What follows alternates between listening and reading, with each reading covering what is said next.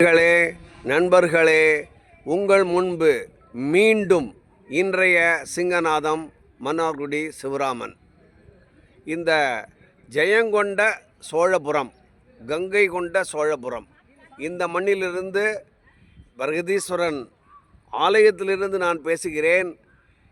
இந்த நகரத்திற்கு நம்முடைய மாண்புமிகு பிரதமர் நரேந்திர மோடிஜி அவர்கள் வந்து ஏராளமான மக்களை சந்தித்துள்ளதுடன் இங்கு சிவனை தரிசித்துவிட்டு ராஜேந்திர சோழன், அவருடைய தந்தை ராஜராஜ சோழன் இருவருடைய சிலையையும் பிரம்மாண்டமான சிலைகளை நிறுவுவதாக மக்களிடத்தில் வாக்களித்துள்ளார். அந்த வைபவம் விரைவில் நடந்தேறும். இந்த மண் ஒரு ஆன்மீக மண். இந்த ஆன்மீக மண்ணில் 1000 வருஷத்துக்கு மேலாக சரித்திரம் படைத்த ராஜராஜ சோழன், ராஜேந்திர சோழன், பல்லவர்கள் மற்றும் ஏராளமான மாமன்னர்களின் சிலைகளை தமிழகத்தில் நிறுவாமல் இந்த பாழாய் போன இறைவனே இல்லை, இறைவனை வழிபடுபவர்கள் பித்தலாட்டக்காரர்கள், திருடர்கள், இந்துக்கள் என்றால் திருடர்கள் என்று சொன்ன இந்த திராவிட மாடல் அரசாங்கத்தில் அவர்களுக்கான சிலைகள் நிறுவப்பட்டு வருகின்றன. நாடுதோறும், கிராமந்தோறும், நகரந்தோறும்.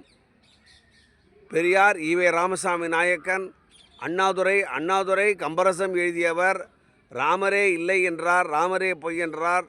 அவருக்கு பக்தி கிடையாது, கடவுள் மீது நம்பிக்கை கிடையாது. இப்படி உள்ள பெரியாருக்கும் அண்ணாதுரைக்கும் ஊராக சிலை வைக்கிறார்கள்.